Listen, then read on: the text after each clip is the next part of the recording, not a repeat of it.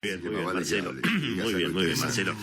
Tengo que decirte, Marcelo, que la mayoría de los economistas profesionales, quienes siguen el mundo financiero hace mucho tiempo, en general están coincidiendo en que, por supuesto, de ninguna manera hay que cantar victoria, me lo decía ayer incluso el propio Rodolfo Santangelo, pero si uno mira las estadísticas y los números de lo que ha estado pasando con los depósitos en dólares y con la situación de los bancos, podemos decir que después de 2 semanas de control de cambios, de cepo mayorista y de medidas, por supuesto, muy polémicas, el gobierno, recordemos que reprogramó los pagos de la propia deuda del gobierno en pesos, pero se podría decir, Marcelo, que hay un clima, bueno, donde se respira un poquito más en materia financiera, en el sentido de que, bueno, también el gobierno tiene que ir profundizando y ajustando algunas medidas, como ayer hizo para evitar que los minoristas le saquen de a $10.000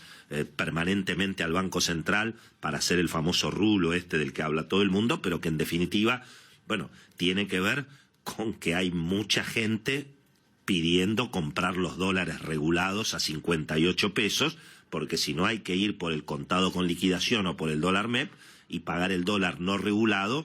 entre, te diría, 63 y 67 pesos. Eso daban ayer más o menos las cuentas. La decisión del gobierno de cortar el rulo no tiene tanto que ver con evitar que haya operaciones por fuera, digamos, de la regulación, que son operaciones legales, por otra parte, y que son con dinero declarado, sino que lo que apunta es a que no le sigan sacando reservas al Banco Central. Y puede ser, Marcelo, que de aquí hasta las elecciones y eventualmente después de las elecciones, el gobierno tenga que profundizar esos controles de cambios para garantizar que los dólares de las reservas obviamente respalden los depósitos. Así que te diría que en ese sentido, claro, por supuesto, con una super tasa de interés, pensá que se está prácticamente el girar en descubierto está costando arriba de 150% de tasa. El cronista le pone hoy 200. Y 200 también. 200 si no tenés acuerdo. Efectivamente, es decir,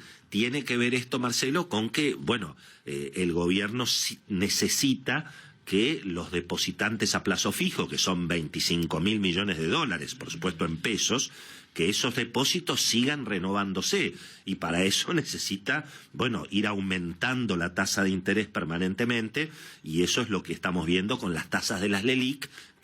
porque obviamente los bancos le pagan a la gente 60% de tasa de interés, con la plata de la gente se dan vuelta y le compran LELIQ al Banco Central. Eso es lo que está, sí. Es esa bola de nieve, bueno, que todo el mundo naturalmente sabe que en algún momento va a haber que enfrentar,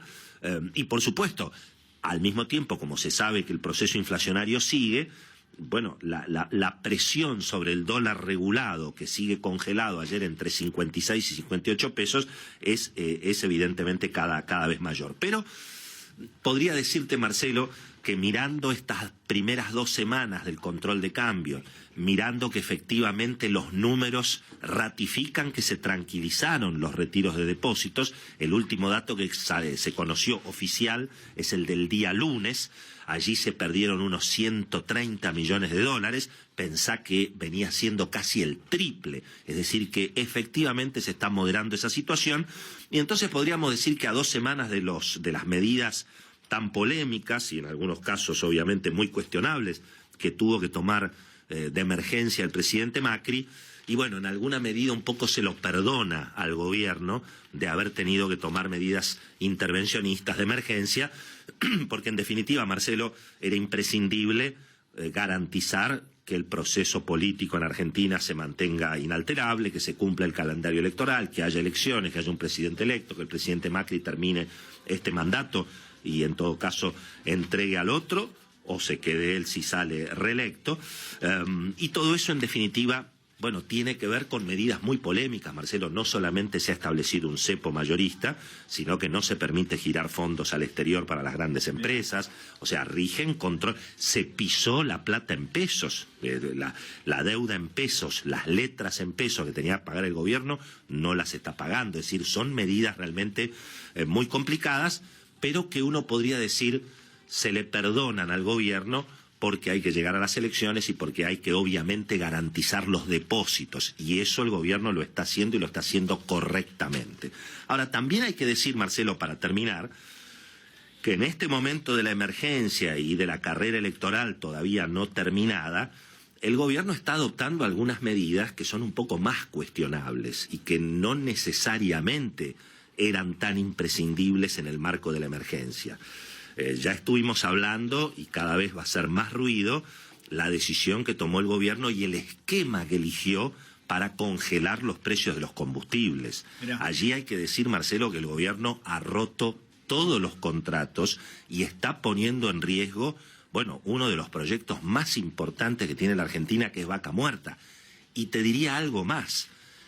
la principal afectada por las decisiones que está tomando el gobierno es YPF. Es decir, esto no es una cuestión que está afectando a las multinacionales, como diría Alberto Fernández, o a la Shell, o a la Exxon, que tiene una ficha medida en Argentina, y en todo caso, si las condiciones no dan, porque hoy se le está reconociendo a las empresas que están en Vaca Muerta y a YPF 50% menos de lo que vale el petróleo a nivel internacional. Y eso, Marcelo, insisto, no tiene justificación, y te diría que hay que valorar la figura de Miguel Gutiérrez, que es el actual presidente de YPF,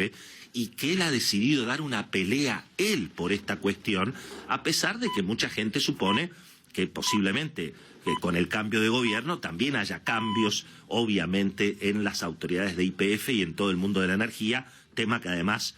bueno, está generando muchos rumores y se está poniendo muy intensa esa cuestión de cuál va a ser el futuro de YPF, cuál va a ser el futuro de la energía. Pero Miguel Gutiérrez, que podría sentarse en la silla y decir, bueno, ¿sabes qué? Que este bolonqui le pase al próximo gobierno y que se arregle, él mismo está llevando adelante esa discusión, porque incluso YPF había de alguna manera ofrecido un segmento de precios de las naftas de alguna manera muy moderado, con aumentos de precios que no